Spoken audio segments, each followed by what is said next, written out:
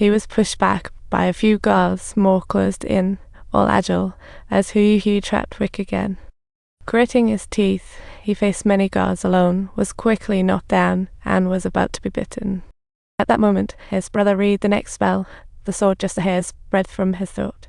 Guards, hearing the incantation, quickly sheathed their weapons, neatly lining up and heading towards Insuna, who was having a really bad day, dying for the third time. The high priest's age-old wish was dashed as he grabbed his brother's neck. Rick swiftly sliced off his hand, prompting him to turn. Seeing his left wristwatch gone, he grabbed Rick in fury and hurled him away. Meanwhile, his clothes and brother opened the Sun Bible, leaving Rick nearly unrecognizable from the high priest's torture. Just as he was about to take a bite, a few carriages rushed in, sweeping the high priest's red robe away.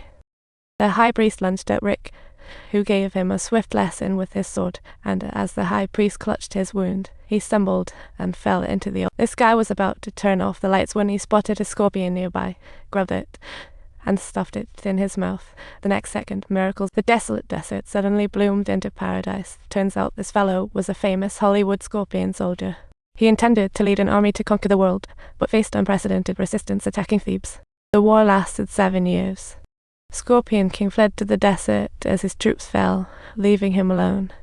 Desperate Scorpion King swore to Anubis, the lord of the dead, that if he could rebound, he would gladly sacrifice his soul and Anubis. The army of the dead surged into Thebes like a tidal wave, and the defenders were thoroughly annihilated, allowing Scorpion King to conquer the city at last.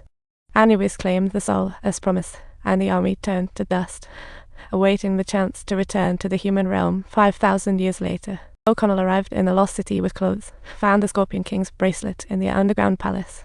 It caused an earthquake and floods. The Nile surged, nearly drowning them, but their naughty son saved them. Accidentally bumping into a stone pillar in the palace, it fell like a row of dominoes, ultimately breaking down the palace walls and saving. A bunch of tomb raiders stumbled upon cursed treasures, when suddenly the ground shook and countless sands erupted from below. A scarab crawled out like they were in. The crowd panicked as the scarabs multiplied and covered those who couldn't escape. Even the lucky ones who fled faced infiltrate. The lead tomb raider was prepared, using flamethrowers in a frenzy to obliterate all scarabs. Finally, the raiders located the target, the fabled body of High Priest Imhotep. Next, they sought the Scorpion King's bracelet, already taken to London by O'Connell. The raiders broke into his home, stealing the box with the bracelet, and casually lifted O'Connell's wife on the way out. They took her to the museum, creating an ancient hall to display. It was both grand and utterly cheeky. The curator recited the spell inscribed on the cursed gold, awakening Imhotep as a woman resembling Insuna approached, claiming to be her reincarnation. Imhotep summoned his lady from underworld to make her true Insuna, but raiders found the bracelet gone upon opening the box. Furious, Imhotep planned to eliminate his girlfriend, but fortunately O'Connell arrived just in time and saved her. The museum burst into flames. Imhotep took out a canister, muttered unknown spells as sand swirled like a tornado. Shortly after, it morphed into several guardian spirits, while O'Connell's gang made their escape through the flames of the museum. They boarded a double-decker bus. Guardian spirits rushed out. Rick fired, only to find they were bulletproof. The short guards merely acted like pesky gnats, shaking it off and continuing the pursuit as they scaled the walls with ridiculous poker skills. Indeed, the guards climbing the wall ran faster than those on the ground. One tried to enter the cop but was shot down by the guardians. Even with just half a body, this determined guard climbed onto the car, looking like a determined athlete who had lost a leg.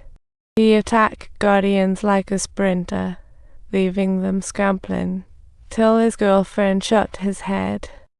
Another guard tore through the roof, grabbed O'Connell, squeezed him wildly as the car passed under a bridge. As the car passed the bridge, the guard got stuck. Amid celebrations, tomb raiders stole their son. A cloud of smoke billowed from the room as the woman made a quick escape and closed the door. What's going on? No time for questions.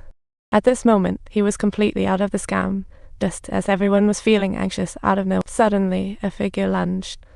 The man, scared, fired his gun, but the sharp mummy grinned as if enjoying it. He wanted him to open his mouth. The man opened the box, ignoring Pierre's warnings. The mummy instantly vanished, and the trio carefully searched for traces, only to find it had climbed up to the ceiling.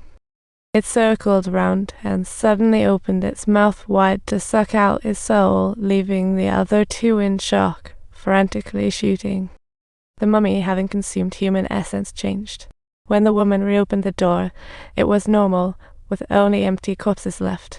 This mummy was indeed the resurrected Imhotep, as they headed to ask them with O'Connell's son.